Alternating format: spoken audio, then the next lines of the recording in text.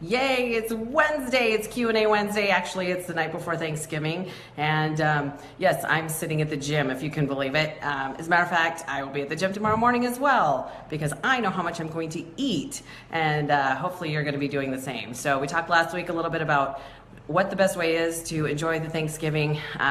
So hopefully you guys are all gonna enjoy that. I'm gonna get up in the morning, I'm going to do some cardio, put the turkey in the oven, and then I'm going to go to the gym. So, hi Mahek. I think you're the only one on right now, but anyway, so just wanted to talk about a couple things. I actually had questions this week, so I'm not gonna take super long. If you're like me, you have a ton of stuff still to do tonight. I'm apparently going to be making pies until I don't even know what time, and to be honest, I just want to go to bed. But you know what, I enjoy it, so it'll be good. I know that my family's excited, and we've got some family coming over tomorrow, so hopefully my kids are at home cleaning the house right now. That's why I'm doing this from the gym. I also discovered that it is necessary that I utilize Wi-Fi, and I'm not even going to tell you what that is, why that is right now. But so questions. I actually had questions this week. Super excited, and sometimes I forget that not everybody has heard me talk about certain things, and so I don't mind sharing this information because, you know, to be successful, it's all the little things that you do, you know, to create a healthy lifestyle. And so the only reason that I'm able to stay, you know, the size that I am is just because I've kind of worked through some issues that I've had in the last few years. For those of you that don't know me very well, at my very heaviest, I was 210 pounds and about 46% body fat. And now it just depends on where I am in the season because I do compete. That's what keeps me, going. I tell people that your goals have to be bigger than your obstacles. And so, you know, when those days that I want to eat my feelings and I'm frustrated and I'm tired and I want to, you know, I don't want to prep my food. I have a good reason, so it keeps me on the ball. So, question this week. I have a brand new client, cutest thing ever. Her name's Devin. Anyway, she was asking this week because she's actually going out with friends, and one of her questions was, you know, how do I deal with that? I don't want to make bad choices. I don't want to, you know, she's brand new to getting back in gear and so, you know, how does she go out with friends and eat and do so in a healthy way? And actually, it's not that difficult. It just takes a little bit of prep work. So my first thing is, you know, if you can help make the choice as to where you're going, that can make a big difference. So try to choose a place that has healthier options for food. You know, honestly, sit down is going to be better than fast food, although there are some things that you can do to make healthier choices even if you choose fast food. When I was trying to, you know, initiate myself into the world of being a little bit healthier, I would definitely, for fast food, I would choose places like Subway, you know, and actually have them scrape out the bread, and I would make some better choices about lots of vegetables, some of the leaner meats, and be careful what I put on there. As for cheese and some of the condiments, but your best bet is to go somewhere that's a sit-down order restaurant because they usually have a little bit better choices. Not only that, but you can actually special request. So honestly, not that I'm having a plug for any restaurant, but I have to admit one of my favorite places to eat is Texas Roadhouse, believe it or not, because they have multiple options that I can have even when I'm in contest prep, and they're really good about fulfilling my special requests. So I'll go in and ask for a steak or maybe a chicken without the marinade. Actually, the first thing I do is request that they don't put the bread or rolls on the table. But then I have my protein, and then they have sweet potatoes, baked sweet potatoes, and I'll get that without anything on it. And then I'll either have a salad or some steamed broccoli, which is what I did last time. I actually had 2 sides of steamed broccoli, and I ate the whole thing. I was that hungry. And Angie says that she loves Texas Roadhouse too. Unfortunately, there's not many of them in the Pacific Northwest, which is super strange, but it is one of my favorite places to eat. So that works. So if you can help pick the place, there's some places that are going to be, you know, better options than some places I can't. There's certain restaurants I just can't even make a good choice there, just because of what they have. So be aware of what they carry and what their options are. You can also go online and look at their nutrition information, especially if it's a franchise. Most of them do on their website contain information right there. You can go into their nutrition and make a choice before you get there. It's a whole lot easier to say, okay, I already know that I'm going to have the salad with grilled chicken. I bring my own dressing versus get there and oh my gosh, somebody's having the pasta and it looks so good, and then it becomes a problem. So if you make that choice before you even walk in the door, then it's you're not going to be tempted by that. So that helps as well. So do your homework, know what they have. And I always have kind of a plan B and maybe even a plan C. So almost every sit down restaurant has some sort of an option for some, like a grilled or steamed protein, or grilled or baked protein of some sort, chicken, steak, and I portion control it. At that point, I do eyeball it. I can't really, I'm not going to bring my food scale to the restaurant. So at this point, I can pretty much eyeball it and make a good guess. And then I take some stuff home as well. So that really works out great for me. Anyway, so yeah, if you kind of know what you can already have, makes it a whole lot easier. And I had another thought, but it's going past me now. Don't be afraid to special request. Be aware that there's certain words to look for that aren't going to be as good of options. Things like sauteed, if it's cream sauces and things like that, you can always request that they make a different choice. I always make sure they're not sauteing my vegetables in oil, that they are steaming them. So it helps to know what some of what the terms in the menu mean. So that's a huge one. And if worst case scenario, just make the best choice you can.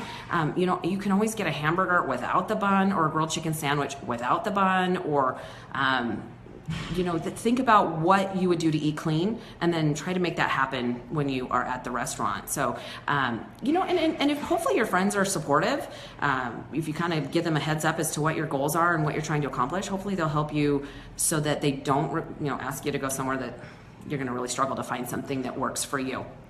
So Angie also says to plan C, eat the food in your 6-pack fitness bag. So I actually have brought my own food into a restaurant. They don't all allow that. So keep that in mind, that not every place will allow you to bring your own food in.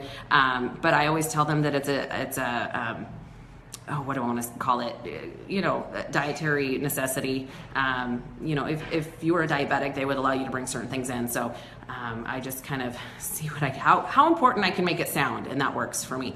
Michelle, hi Michelle. She says that Red Robin has a really good light menu. So be careful though, because sometimes they do market things as healthy where you kind of have to know better. It's just kind of like the food at the stores where all of a sudden, my favorite is the Oreo and the Chips Ahoy Thins, which everybody thinks, oh, they're thinner, so they're going to be healthier for you, but then they eat triple, right? So keep in mind that might be, something you have to pay attention to. But Heck says that Jimmy John's have unwitches, so they turn any of their sandwiches into a lettuce wrap, and that is a great option. Why not? Use a romaine lettuce and make it a lettuce wrap. That really works great. Be careful of things like salads. A lot of the restaurants will market salads, as a healthier option, but if you add all the stuff that they come with, like the eggs, the cheese, the bacon bits, the croutons, and then the salad dressing, all of a sudden some of those healthier sounding salads can actually become an 1,800 calorie option, which makes it, it's kind of against what you're trying to accomplish anyway. So anyway, great options, and it's not that tough to eat out. I don't do it very often, only because I like control of what I'm doing, and sometimes I feel like I'm a better cook. But it's once in a while I don't want to cook, so it's kind of nice to be able to go out with friends and enjoy that. So my second question for the week is, a lot of people don't understand what macros are. So just I want to cover that just really quickly. It's not that difficult for everybody that's been in the bodybuilding world. We all know what macros are. There's a difference between macronutrients and micronutrients. It's super simple. Macronutrients are your main nutrients that your body needs to sustain life. So things like protein. Protein is a macronutrient. Protein is what helps build muscle, the amino acids in protein, and there are different types of protein. Some come from different options of meat. Some come from vegetables and things like beans and rice. Your best bet is, what you're looking for is complete proteins, and that's a a topic for another day. Another macronutrient is carbohydrates. Carbohydrates are not bad. Carbohydrates have gotten a really, really bad rap, especially in the last, I don't know, 10, 12 years. With all of the low carbohydrate diets. Carbohydrates are necessary to a certain degree. Your body can sustain life without them. However, your body will tend to burn things off that we don't necessarily want it to. So your body can turn protein and fats into energy. It can turn them to glucose. However, then it pulls them from what they're supposed to be doing. So carbohydrates are your energy source. And of course, just like everything else, there's obviously some good choices in carbohydrates and some not great choices in carbohydrates. So, as for anything, you just have to make better, cleaner choices. Like I said, a Pop-Tart and a potato are not going to be the same quality of calories. Fats are a macronutrient. Your body needs fats in order to metabolize the food and to help your hormones do what they need to do. So keep that in mind. Micronutrients are all of the minerals and the extra things that we can get from the different nutrients that we eat, but sometimes we have to supplement those in another form just because we don't always get everything that we need. So really quick, I want to touch on, I have a lot of questions about if it fits your macros. So okay, I hear good things, I hear bad things. Let's just say that, if you're paying attention to your nutrients in general, you're kind of doing an if it fits your macros diet. Your body needs a certain amount of each of those nutrients in order for you to have the best, healthiest body that you're trying to. So obviously, as I'm trying to build muscle, I'm going to eat a little more protein. And whether that comes from meats, whether that comes from complete proteins, like we just talked about, that's choices. But if it fits your macros, just means that you're not overdoing any one macronutrient. So, an overabundance of anything can create extra fat and storage in your body. But I find that if I do a little bit lower carb diet, that's not no carbs. It depends on what I'm trying to accomplish for the day. But if I don't do enough carbs, my body just doesn't build muscle as efficiently. So right now where I am on a growth season, I am eating a little bit more on that. So I'm not against an if it fits your macros diet, as long as you understand that there are certain choices that are better than others. Like I said, I've heard people say, well, if it fits your macros, ice cream fits my macros. Yeah, but if you do that every day, all the sugars can actually have an impact on what you're trying to accomplish. It's not just the calories, it's the quality of calories. The cleaner you eat, the better you feel and the better your body functions. So just keep that in mind. If you have questions about that, feel free to talk to me later. Email me at melissa@fillmorefitness.com. I don't mind answering questions like that. I do a lot of nutrition counseling. So I also want to talk to you really quick, especially this time of year, friend and family support. Okay, really quick, Mahek has a quick question, so we're going to answer that. What are your favorite carbs and what do you recommend? Her favorite is sweet potatoes, and I'm going to tell you that that's probably mine too. I love sweet potatoes. I have multiple ways I can cook them. They're great. They're nutrient dense. They actually have a lot of fiber, so they don't hit your system as sugar quite as fast as some other options for carbs. And the difference between a complex carb and a simple sugar is honestly how quickly it hits your bloodstream as sugar. So then your body has to respond by sending off a round of insulin, which clears out your bloodstream of the sugar by taking it to storage. And what is the storage unit of your system? It's fat cells. So the benefit of a complex carb is that it has more fiber in it and it slows down the absorption rate of the sugars in your system. So things like whole grains, potatoes, sweet potatoes, because yes, I do love those. Now, that does not mean sweet potato casserole with a bunch of brown sugar and marshmallows tomorrow. I'm not saying you can't eat that, but don't think that that's the healthiest option. That is definitely something that I save just for Thanksgiving. But anyway, yeah, I love my carbs, so I'm not going to complain about that. Okay, so on to support. I know that one of the difficult things when you set a health goal can sometimes be the people closest to you or friends and family, those that you think would offer you a lot of support may not seem like they're the most supportive. And I want to talk to you a little bit about that. I find there's a couple of reasons for it. Number one, a lot of times to be honest, it's because people want you to do well. They just don't want you to do better than they are. And since they're not willing to put the time, the effort, or the focus into it, they don't always want to hear about it, or it's just really hard to support. So it's a little bit of jealousy. It happens. So, keep in mind that when you have a health goal, your best bet is to surround yourself with people who are like-minded. If you've heard people say that you become like the 5 closest people to you, I mean, think about it. If you have a lot of friends that are negative and you're around them a lot, you tend to you go that way, right? You tend to be a little more negative. If you are around people who consistently eat healthy, you'll tend to make better choices because you're used to it, you see it, you're all of like mind. When I first really made a big change in my life from eating a lot of crap, to be honest, I lost a lot of friends because, I spent a lot of time in the gym. I'd eat healthier. I didn't go out and drink every weekend. And that's kind of what they were interested in. So they tended to not really invite me to things anymore. And at first I was a little bit offended, but now, you know what? Choices. I have a great community of people that I spend a lot of time with, depending on what we're talking about, some at the gym, some online. It's a great world. Once you start hanging out with people her goals are similar, you cheer each other on. The great thing about the people on Facebook, I don't get a lot of negativity. Because to be honest, I just kind of delete the negativity real fast. But sometimes it's, like I said, sometimes it's people you would think would really support your goals and they don't. Maybe it's a spouse, maybe it's a brother or sister. So keep that in mind that, sometimes you just need the support of other people. During Christmas time, I get a lot of texts. I've had pictures of break rooms sent to me. Like teachers going, oh my gosh, this is the break room, look at all this garbage. And they just need somebody to say, you know what, you don't need it, run away now. So find people who want the same things that you want, that want to be healthy, that want to look good. This isn't necessarily about, it is changing your lifestyle.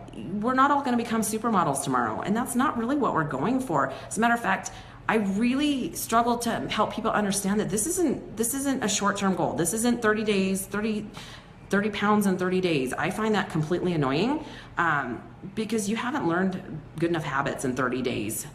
You really need the time. Replace one habit at a time. I don't want you to overwhelm yourself. You know that New Year's is coming up. Gotta love New Year's.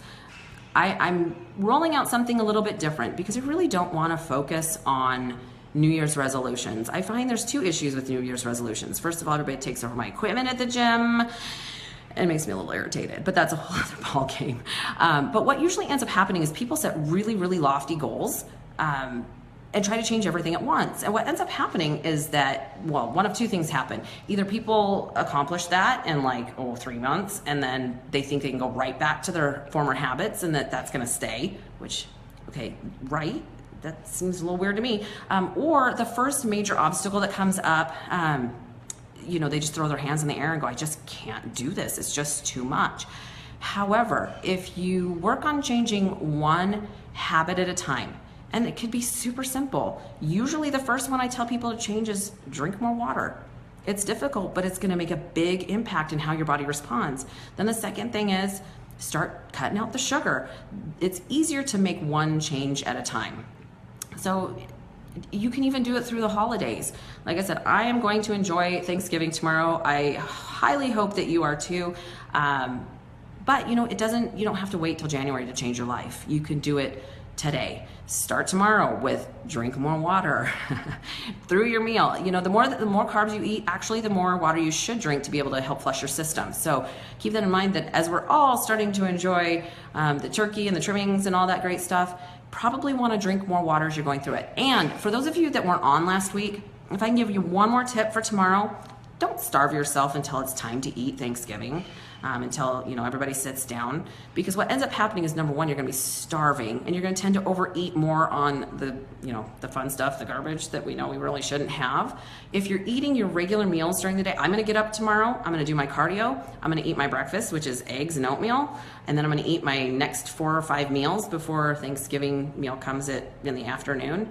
I won't eat as much because I'll already have been eating all day, and my metabolism won't be in the hole. So yeah, those are my tips for today. They're help you have a great holiday season. I'm really grateful for everything that I have in my life, and it's a time in the season to be thankful. So I just want to run that by you and tell you that thanks for coming on. I really appreciate this. I enjoy doing Q&A Wednesday. So I hope that you all have an incredible evening.